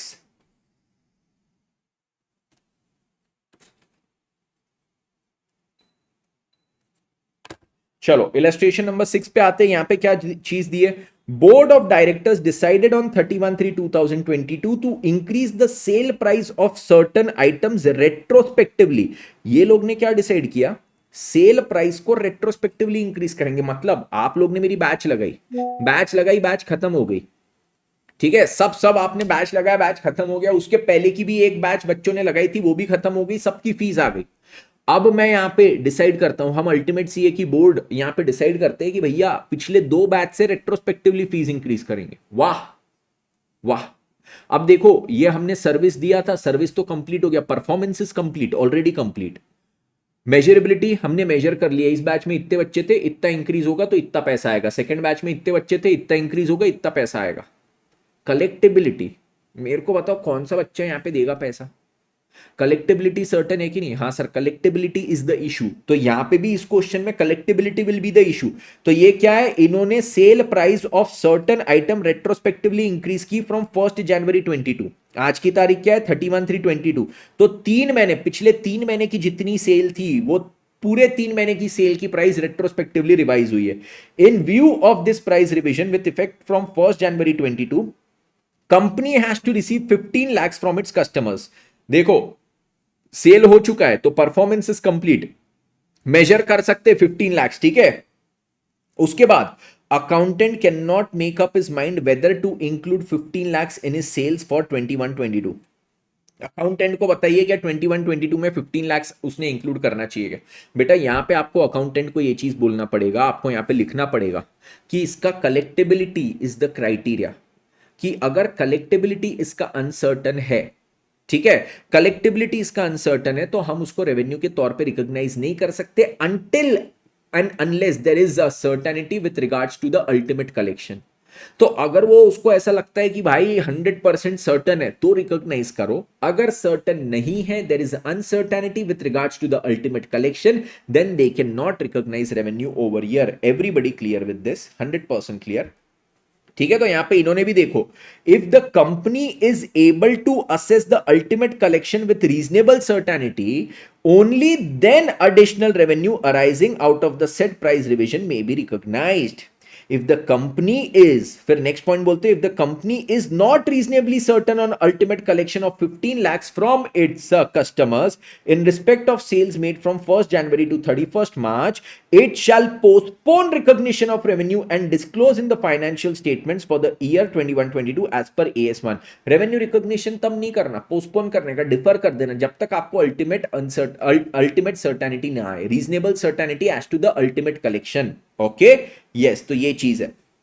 सर हम क्या आंसर में कोई भी एक चीज नहीं लिख सकते क्या कि नहीं सर सर्टन नहीं है, हम लोग रेवेन्यू रिकॉग्नाइज नहीं करेंगे? इन्होंने यहाँ पे क्वेश्चन में ऐसा कहीं भी नहीं बोला है कि ये कंपनी के लिए सर्टन है या नहीं। मैंने तो मेरे पॉइंट ऑफ व्यू से बताया, अल्टीमेट सीए के पॉइंट ऑफ व्यू से, कि मैं बच्चों को बोलूंगा 2 बैच पुराने, भाई तुम्हारी ना बैच की फीस 2-2 हजार से बढ़ा दी, तो बोलेंगे एक काम करना 2,000 के बाबूजी के थुल्लू तू ले ले, 5 बार ले ले, बोले ठीक है, यस। तो यहाँ पे मेरे पॉइंट ऑफ व्यू से तो मेरे को पता है सर्टेनिटी क्या है ऑफ अल्टीमेट कलेक्शन, सर नहीं मिलने वाला, तो मैं तो ऐसा एडिशनल रेवेन्यू रिकॉग्नाइज ही नहीं करूंगा। इस कंपनी के लिए इन्होंने क्वेश्चन में कुछ बोला ही नहीं है, कंपनी के लिए इन्होंने क्वेश्चन में कुछ बोला ही नहीं है, तो मैं कंपनी के लिए यहां पे कुछ कर सकता हूं क्या? नहीं, मेरे को दोनों पॉइंट ऑफ व्यू से आंसर देना पड़ेगा। ओके, इलस्ट्रेशन नंबर 7 पे आएंगे। इलस्ट्रेशन नंबर 7 में क्या चीज बोलते हैं? A claim launch with the railways in March 2021 for loss of goods of ₹2 lakh. तो यहां पे क्या है, एक क्लेम लॉन्च किया है, किसके साथ? रेलवेज के साथ। कब? March 2021 for loss of goods of ₹2 lakh, had been passed for payment in March 2023 for ₹1,50,000। तो हमने क्या किया है, एक क्लेम लॉन्च किया है रेलवेज के साथ मार्च 2021 में। हमारे गुड्स घूम गए थे रेलवेज में, 2 लाख रुपए का क्लेम लॉन्च किया है, ठीक है, और उसका पेमेंट वो पास कब हुआ? वो क्लेम का पास हुआ है, ये क्लेम का जो पेमेंट है ना वो पास हुआ है मार्च 2023 में 1.5 लाख का। मैंने 2 लाख का क्लेम डाला था, 1.5 लाख का पास हुआ, वो भी 2 साल बाद। वो भी कब हुआ? 2 साल बाद हुआ। यहां पे ये क्या हो गया भाई? वो भी 2 साल बाद। एक सेकेंड गाइस, मैं लेक्चर को पॉज कर रहा हूं, जस्ट अ मिनट। ओके चलिए, तो इलस्ट्रेशन नंबर 7 पे आएंगे। इसमें जो था, हमने अभी तक जो पढ़े थे कि हमने रेलवेज के साथ क्लेम लॉन्च किया था मार्च 2021 में 2 लाख रुपए का, और ये मार्च 23 में ये प्रोसेस हुआ है, पास हुआ है, और 1.5 लाख रुपए का।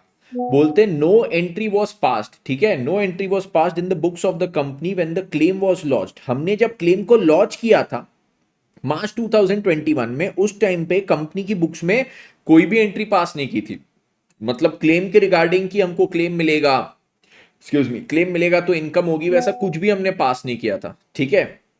Advice P company limited about the treatment of the following in the financial statements of accounts. तो यहां पे क्या बोलते हैं? Advice P company limited about the treatment of the following in the final statement of accounts for the year ended 31st March 2023। 2023 में आपको 1.5 लाख रुपए मिला था।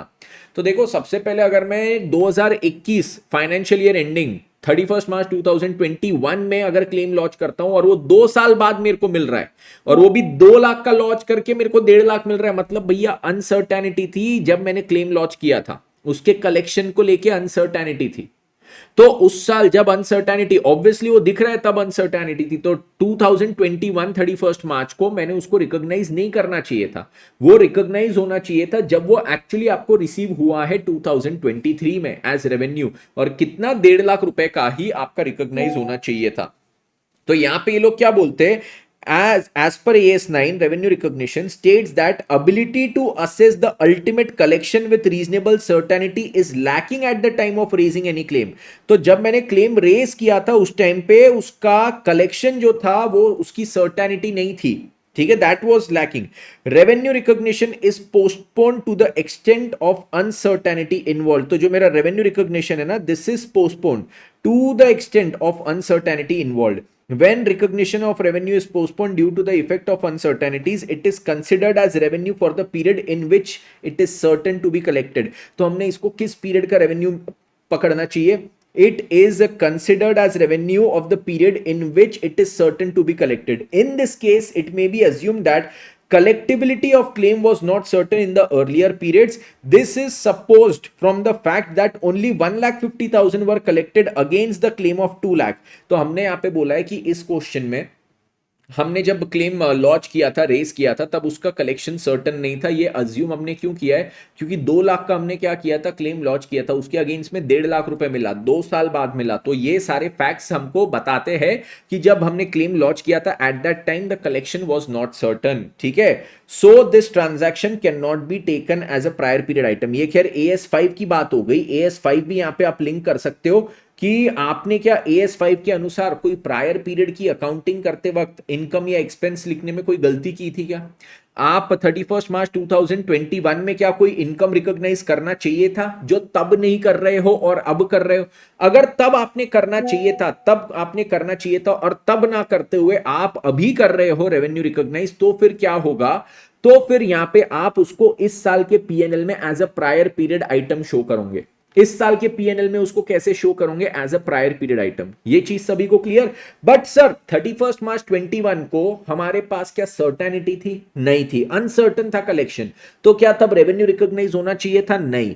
तो उस साल रेवेन्यू रिकॉग्नाइज नहीं किया तो क्या उस साल में कोई गलती की? नहीं. तो क्या इस साल वो प्रायर पीरियड आइटम के नाम से दिखेगा क्या एज पर AS5? नहीं. तो AS5 का प्रायर पीरियड आइटम का कॉन्सेप्ट यहां पे मत लगाना. ठीक है, बच्चे ये भी गलती करके आएंगे कि AS5 लगा के आएंगे प्रायर पीरियड आइटम वाला कि भैया 31/3/21 में आपने क्लेम लॉन्च किया, यहां पे फिर क्लेम आपको रिसीव हुआ 31/3/23, बट जिस साल आपने क्लेम लॉन्च किया, रेस किया, उस साल रेवेन्यू रिकॉग्निशन होना चाहिए था, आपने नहीं किया, तो उस साल गलती की जिसके कारण इस साल आप इनकम अब रिकॉग्नाइज कर रहे हो, तो इस साल जो इनकम रिकॉग्नाइज कर रहे हो उसको प्रायर पीरियड आइटम के नाम से करोगे. This is wrong. ऐसा नहीं करना है. This is absolutely wrong. ठीक है, AS5 का प्रायर पीरियड आइटम यहां पे नहीं लगेगा. Here receipt of 1,50,000 shall be recognised as revenue in the year ended 31 March 2023. तो इसको 31 मार्च 2023 का ही हम रेवेन्यू मानेंगे. ठीक है, और यहां पे बोले in the light of AS5 it will not be treated as an extraordinary item. Sir इसको एक्स्ट्रा ऑर्डिनरी क्यों नहीं मानेंगे? क्योंकि बेटा ये लॉस ऑफ गुड्स का था.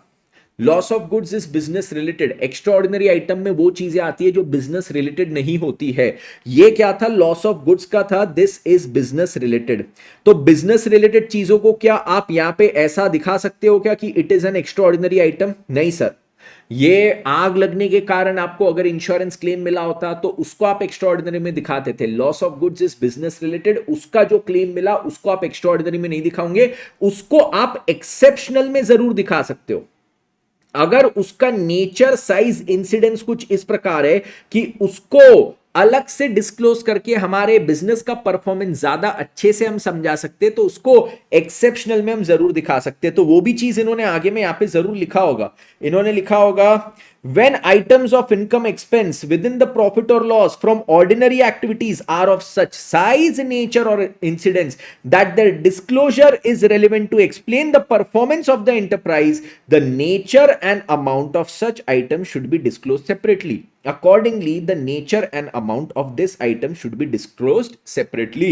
चलो सर, अब इसमें ये क्वेश्चन का हमको फाइनल एक क्रक्स बता दो कि सर इसको एग्जाम में हमने करना क्या है, एग्जाम में इसको प्रेजेंट कैसे करना है. तो सभी लोग देखो, सबसे पहले सर हमारा क्या है, हमारा इन्होंने पूछा है 31/3/23 को आप रेवेन्यू रिकॉग्नाइज कैसे करोगे, इसका क्या ट्रीटमेंट रहेगा. तो बेसिकली बात आई 31/3/23 को रेवेन्यू रिकॉग्निशन वगैरह के हिसाब से. तो सबसे पहले मैं बोलूंगा कि सर 31/3/21 में खाली इंपॉर्टेंट पॉइंट्स लिख रहा हूं. जब हमने सर क्लेम क्या किया था, क्लेम लॉन्च किया था, क्लेम लॉन्च किया था, तो वहां पे क्या था, जो कलेक्टेबिलिटी वाला क्राइटेरिया था, जो कलेक्टेबिलिटी वाला क्राइटेरिया था, ठीक है, कलेक्टिबिलिटी, कलेक्टिबिलिटी वाला क्राइटेरिया था वो था अनसर्टन, कलेक्टिबिलिटी वॉज अनसर्टन। ये चीज सभी को क्लियर, कलेक्टिबिलिटी वॉज अनसर्टन।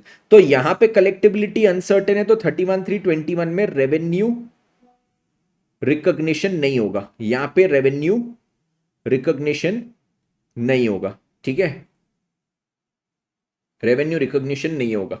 सर फिर हमको 31(3)(23) में क्या हुआ, इस फाइनेंशियल ईयर के एंड में क्लेम रिसीव हुआ, क्लेम रिसीव हुआ, क्लेम रिसीव हुआ तो यहां पे क्या था सर, क्लेम रिसीव हुआ कितने का, 1,50,000। ये करंट ईयर में रेवेन्यू रिकॉग्नाइज होगा, इस साल रेवेन्यू रिकॉग्निशन होगा। क्या ये रेवेन्यू रिकॉग्नाइज करते वक्त, अब रेवेन्यू रिकॉग्नाइज करेंगे तो पीएनएल में लिखेंगे ना, पीएनएल में क्या इसको प्रायर पीरियड आइटम के नाम से लिखेंगे, क्या इसको प्रायर पीरियड आइटम के नाम से लिखेंगे, answer is no, prior period item के नाम से नहीं दिखेगा। क्या इसको हम सर प्रायर पीरियड आइटम के नाम से क्यों नहीं, क्योंकि प्रीसीडिंग ईयर में, प्रीसीडिंग एक या एक से अधिक सालों में, प्रीसीडिंग फाइनेंशियल ईयर में नो मिस्टेक, अगर प्रीसीडिंग फाइनेंशियल ईयर में मिस्टेक हुई है और उसके कारण इस साल इनकम एक्सपेंस राइज हो रही है तो prior period item, but preceding financial year में मिस्टेक नहीं था, क्यों, क्योंकि प्रीसीडिंग फाइनेंशियल ईयर में कलेक्टिबिलिटी की अनसर्टेनिटी थी, तो वहां पे हम रेवेन्यू रिकॉग्नाइज नहीं कर सकते थे, यहां पे हम रेवेन्यू रिकॉग्नाइज नहीं कर सकते थे, तो कोई गलती नहीं थी, वहां पे बराबर था। अब सर यहां पे फिर मुद्दा आता है, क्या ये एक्स्ट्रा ऑर्डिनरी आइटम होगा क्या AS5 के अनुसार, AS5 में आता है ना एक्स्ट्रा ऑर्डिनरी, तो एक्स्ट्रा ऑर्डिनरी नहीं है, क्यों, because this is business related. Extra ordinary में वो चीजें आती है जो बिजनेस रिलेटेड नहीं होती है, बिजनेस रिलेटेड है हेंस। और उसके बाद क्या चीज है सर, अब ये एक्स्ट्रा ऑर्डिनरी भी नहीं है तो ये ऑर्डिनरी में क्या इसको एक्सेप्शनल के नाम से दिखाएंगे क्या, ऑर्डिनरी एक्सेप्शनल, यस, क्योंकि ऑर्डिनरी एक्सेप्शनल बोलते हैं कि अगर आपके पास कोई ऐसे आइटम्स है जिसका nature, size, incidence separate disclose करने से परफॉर्मेंस ज्यादा अच्छे से समझ जाता है, हमारी एंटिटी का परफॉर्मेंस ज्यादा अच्छे से समझता है तो उसको सेपरेट डिस्क्लोज करना चाहिए। ये 1.5 लाख अगर मैं सेपरेटली डिस्क्लोज करता हूं तो क्या चीज हो जाएगा, अगर मैं ये 1.5 लाख सेपरेटली डिस्क्लोज करता हूं तो बहुत बढ़िया चीज ये होगी कि मित्रों यहां पे एक चीज मैं ये बोलूंगा कि भैया जो मेरा नॉर्मल रेवेन्यू है, नॉर्मल सेल्स करके, ये नॉर्मल सेल्स करके नहीं आया, ये इंश्योरेंस का क्लेम आया है, तो मेरे यूजर ऑफ फाइनेंशियल स्टेटमेंट्स को समझ जाएगा कि ये 1.5 लाख नॉर्मल सेल्स का रेवेन्यू नहीं है, ये इंश्योरेंस क्लेम के थ्रू आया है। ये चीज सभी को क्लियर, यस। तो इस प्रकार से आपको इसका प्रेजेंटेशन करना पड़ेगा, मतलब ये पॉइंट्स कवर करने पड़ेंगे। This is not the exact presentation but I have tried to cover, I have covered all the points that are important to show in the exams, ठीक है। तो ये इलस्ट्रेशन 7 हो गया। फिर इसके बाद हम इसके आते हैं सिनारियो बेस्ड क्वेश्चंस पे। सिनारियो बेस्ड क्वेश्चंस में यहां पे आते हैं क्वेश्चन नंबर 6 पे। तो आ जाइए सभी लोग सिनारियो बेस्ड क्वेश्चंस पे। यहां पे क्या बोलते हैं, GH manufactures and sells televisions. The televisions are shipped to the customer by sea. तो हम क्या करते हैं, जो टेलीविजन है ना वो कस्टमर को सी से ट्रांसपोर्ट करते, ट्रांसफर करते, okay. In order to transfer risk related to the shipment of the television, GH also gets an insurance coverage for the goods while they are in transit from the factory to the customer's location. तो insurance भी करवाता है। Insurance कौन करवाता है, GH खुद, जो खुद मैन्युफैक्चरर है वही इंश्योरेंस करवाता है, right, for any risk, any damage वगैरह का जो भी रिस्क है, right. Insurance policy will reimburse GH for the value of goods. और ये इंश्योरेंस पॉलिसी में देखो रीइंबर्समेंट भी किसको जाएगा, GH को, GH को जाएगा, ठीक है। उसके बाद बोलते यहां पे the legal title passes when the goods arrive at the customers premises 1 month later. तो ये जो गुड्स है उसका लीगल टाइटल भी कब पास ऑन होता है, 1 महीने बाद, जब कस्टमर के लोकेशन पे गुड पहुंचता है। When should entity GH recognize revenue? Sir सबसे पहले तो रेवेन्यू रिकॉग्निशन के 3 criteria, performance, measurability, कलेक्टेबिलिटी। Performance complete होना चाहिए, रिस्क एंड रिवॉर्ड्स ट्रांसफर होना चाहिए। रिस्क एंड रिवॉर्ड्स ट्रांसफर कब होते हैं, जब टाइटल ट्रांसफर होता है, and property in the good should be transferred. ये performance complete, measurability certain, कलेक्टेबिलिटी certain, या मेजरेबिलिटी और कलेक्टेबिलिटी का नहीं है, यहाँ पे परफॉर्मेंस की बात है। यहाँ पे परफॉर्मेंस का क्राइटेरिया फिर जो है वो पॉइंट हमने डिस्कस करना है। हम यहाँ पे बताएंगे कि इंश्योरेंस किसने कराया है, जीएच ने खुद ने। अगर कुछ क्लेम मिलेगा तो वो जीएच को रीइंबर्समेंट होगा। मतलब सर देखो, जीएच रिस्क बेयर कर रहा है इसलिए वो इंश्योरेंस यहां पे ले रहा है, वो रिस्क बेयर कर रहा है तो रिस्क एंड रिवॉर्ड तो ट्रांसफर ही नहीं हुआ है। तो यहां पे क्या चीज नहीं हुई है, रिस्क एंड रिवॉर्ड ट्रांसफर नहीं हुआ है, तो परफॉर्मेंस कंप्लीट नहीं हुआ है। साथ ही साथ क्वेश्चन में बोला है टाइटल भी कस्टमर को उसके घर पे जब वो गुड्स पहुंचेंगे तब मिलेगा। टाइटल कब पास ऑन होगा, ओनरशिप कब पास ऑन होगी, 1 महीने बाद जब उसके घर पे, कस्टमर के घर पे गुड्स पहुंचेंगे।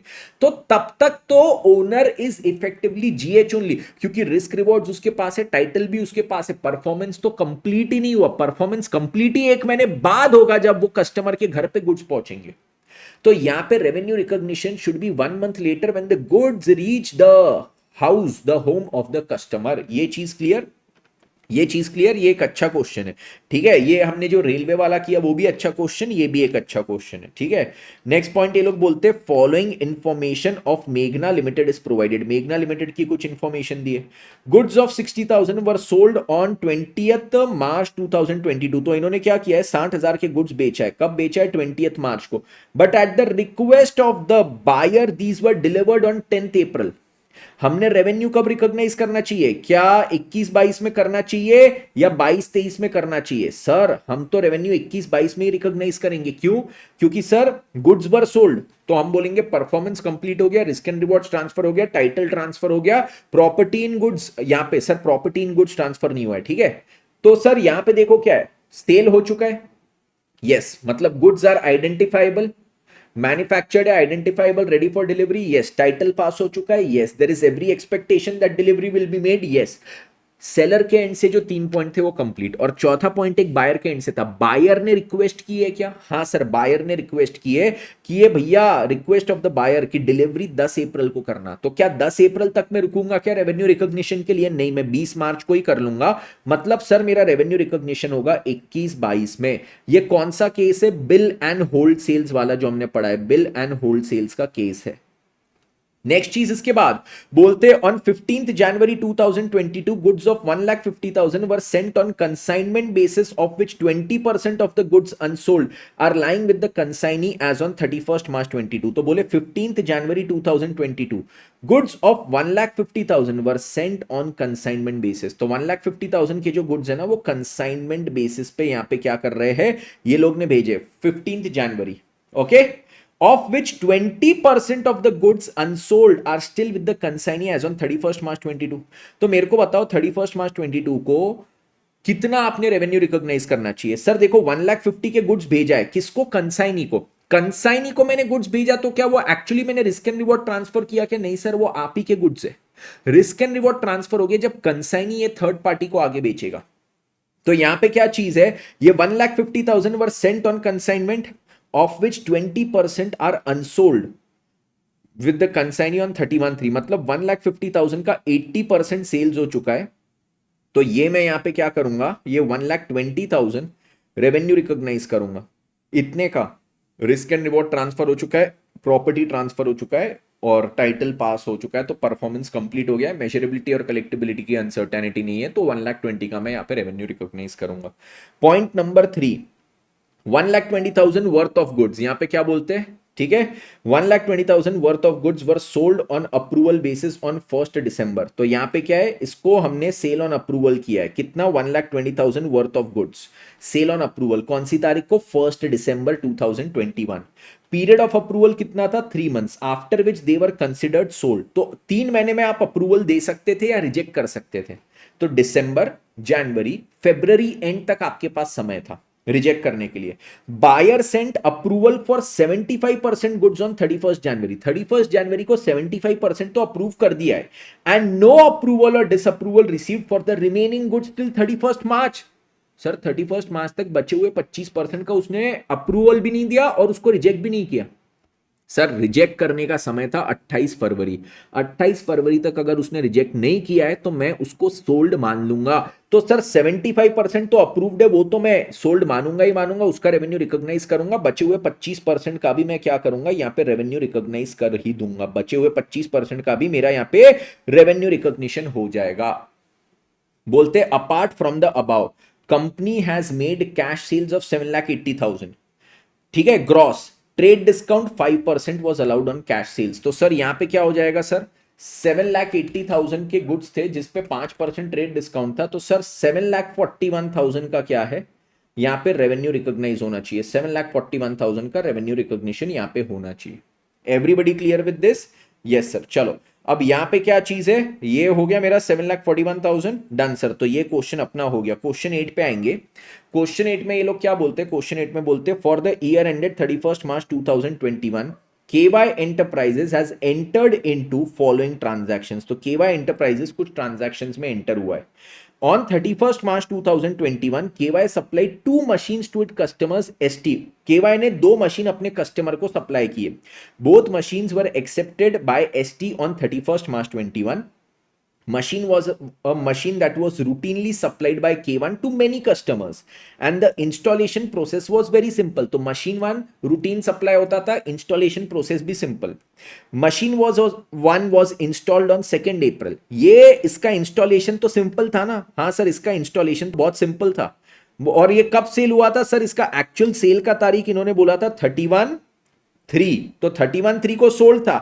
इंस्टॉलेशन कब हुआ है, 2nd April। तो मेरे को बताओ अगर इंस्टॉलेशन प्रोसेस सिंपल है तो क्या मैंने इंस्टॉलेशन के लिए वेट करना है क्या रेवेन्यू रिकॉग्निशन के लिए? नहीं, आपका जिस दिन सेल हुआ उसी दिन रेवेन्यू रिकॉग्नाइज कर लो। मतलब 31/3 को हम क्या करेंगे, रेवेन्यू रिकॉग्नाइज कर लेंगे। Machine 2 being more specialized in nature requires an installation process which is more complicated। देखो मशीन 2 भी कब बिका है, 31st मार्च को ही बिका है। इसका भी सेल कब हुआ है, sale is on 31st March. But इसका क्या है, रेवेन्यू रिकॉग्निशन यहां पे बोलते हैं इंस्टॉलेशन प्रोसीजर सबसे पहले बोले बहुत कॉम्प्लिकेटेड है, more complicated, requiring significant assistance वगैरह। Machine 2 was installed between 2nd and 5th April। Details of cost and sale price were as follow. Sir देखो 2nd and 5th April को ये क्या हुआ है, इंस्टॉल हुआ है। तो सर इंस्टॉलेशन जब कंप्लीट हुआ है, जब कंप्लीट हुआ है ना, इंस्टॉलेशन जब कंप्लीट हुआ है तब आप रेवेन्यू रिकॉग्निशन करोगे। When the installation was complete, उस समय पे आपने रेवेन्यू रिकॉग्निशन करना है। ठीक है, installation is complete, inspection is done. तो हम अज्यूम करते हैं कि दोनों चीज 5th April को हो गई थी, तो यहां पे इसका रेवेन्यू रिकॉग्निशन होगा। तो मशीन 1 का यहां पे इन्होंने ये दिया है, ठीक है। मशीन 1 को कब करूंगा, 31/3 को इसका रेवेन्यू होगा, इसका 5/4। तो ये अलग अलग फाइनेंशियल ईयर में दोनों का रेवेन्यू रिकॉग्नाइज होगा। ठीक है, डन सर डन। लास्ट ये लोग बोलते हैं PQR sales agricultural products to its dealers. ये अपने डीलर्स को क्या करता है, एग्रीकल्चरल प्रोडक्ट्स बेचता है। One of the conditions of sale is that interest at the rate of 2% for delayed payments। अगर वो जो डीलर है पेमेंट में डिले करते तो उनको इंटरेस्ट लगता है कितना, 2% प्रति महीना, जो बहुत ज्यादा है। Percentage of interest recovery is only 10%। अब क्या है, हम तो इंटरेस्ट लगा देते हैं हमारे डीलर को, पर वो उनसे जो इंटरेस्ट की रिकवरी है केवल 10% होती है। सब लोग नालायक लोग हैं, पैसे रोक के भी रखते हैं और फिर लेट पेमेंट करने का इंटरेस्ट भी नहीं देते, केवल 10% रिकवरी है। ठीक है, during the year 21-22 the company wants to recognise the entire interest receivable. बोले जो पूरा इंटरेस्ट रिसीवेबल है ना, पूरा रेवेन्यू रिकॉग्नाइज करेंगे। सर कलेक्टेबिलिटी आपकी सर्टन है क्या, केवल 10% की सर्टन है, तो 10% ही आप इंटरेस्ट रिकॉग्नाइज करोगे, पूरा 100% नहीं करोगे। यहां पे आपको बोला है कि recovery is only 10% of the over due. जो आउटस्टैंडिंग इंटरेस्ट था उसका केवल 10% रिकवरी होता है, तो कलेक्टेबिलिटी 10% की सर्टन है, तो 10% यहां पे करने का। इंटरेस्ट के लिए हमने पढ़े थे मेजरेबिलिटी एंड कलेक्टेबिलिटी सर्टन होना चाहिए। कलेक्टेबिलिटी केवल 10% की सर्टन है, उतना करो, पूरा का पूरा रिकॉग्नाइज करने की जरूरत नहीं है। ओके चलिए, तो इसी के साथ हमारा यहाँ पे क्या चीज हुआ, इसी के साथ सर हमने AS9 के काफी सारे क्वेश्चंस किए। ICI मटेरियल तो पूरा कवर कर दिया, यस दैट इज सफिशिएंट। इसके साथ बेटा RTP MTP कर लेना, May 24 September 24 और अभी January 25 की जो आएगी वो, उतना कर लिए तो तैयारी बहुत हो गई है। समरी चार्ट मैंने आपको प्रोवाइड कर दिया है, समरी चार्ट को शिद्दत से पढ़ लेना।